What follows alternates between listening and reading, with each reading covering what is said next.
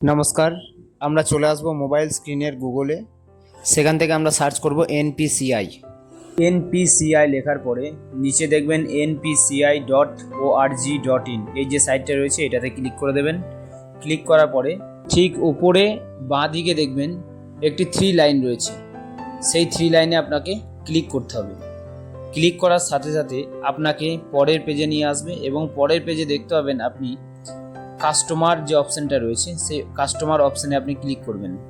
ঠিক তার নেক্সট পেজে আপনাকে নিয়ে আসবে এবং সেখানে আপনি দেখতে পাবেন ভারত আধার সিডিং এনাবেলার BASE, এই যে অপশানটা রয়েছে এটাতে আপনি ক্লিক করে দেবেন।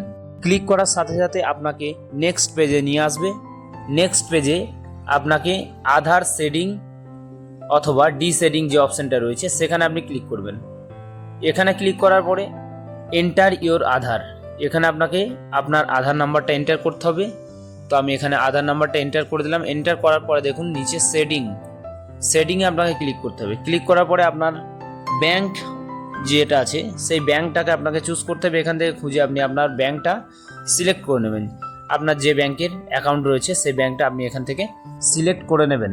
যদি আপনার দুটো অ্যাকাউন্ট থাকে তাহলে কিন্তু আপনাকে এখানে দুটো অ্যাকাউন্টই আলাদা আলাদাভাবে দেখে নিতে হবে যে আপনার কোন অ্যাকাউন্ট নাম্বারে ডিবিটি লিঙ্ক হয়ে রয়েছে। তো চলুন আমি এখানে state bank of India select করে নিয়েছি। সিলেক্ট করার পরে দেখুন নিচে রয়েছে ফ্রেশ সিডিং। তো ফ্রেশ সিডিংয়ে ক্লিক করার পরে আমি একটু নিচে যাব। নিচে যাওয়ার পরে দেখুন এখানে রয়েছে অ্যাকাউন্ট নাম্বার। তো এখানে আপনাকে আপনার অ্যাকাউন্ট নাম্বারটা টাইপ করতে হবে।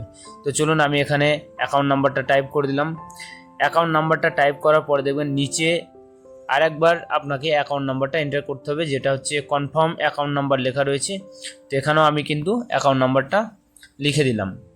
তো চলুন এখানে লিখে দেওয়ার পরে নিচে দেখবেন একটা চেকবক্স রয়েছে, এখানে আপনাকে ক্লিক করতে হবে। ক্লিক করার পরে একটু নিচে যাবেন। নিচে গিয়ে দেখুন এখানে আপনার যে ক্যাপচা কোডটা রয়েছে সেটা কিন্তু ফিল করতে হবে। ফিল করার পরে আপনি সাবমিট করে দেবেন। সাবমিট করার পরে একদম নিচে চলে আসবেন। নিচে আসার পরে দেখুন এগ্রি অ্যান্ড কন্টিনিউ, এখানে আপনাকে ক্লিক করতে হবে। ক্লিক করার পরে দেখুন আপনার যে আধারের সাথে যে মোবাইল নাম্বারটা লিঙ্ক রয়েছে সেই মোবাইল নাম্বারে কিন্তু আপনার একটা ওটিপি চলে আসবে। সেই ওটিপিটা আপনাকে এখানে ফিল করতে হবে। ওটিপিটা আমি এখানে বসিয়ে দিলাম। বসিয়ে দেওয়ার পরে দেখুন কনফার্মে ক্লিক করবেন। ক্লিক করার পরে ঠিক এরকম ধরনের আপনার কাছে ড্যাশবোর্ড চলে আসবে। এখানে দেখুন লেখা রয়েছে your Aadhaar number is currently mapped to bank of India.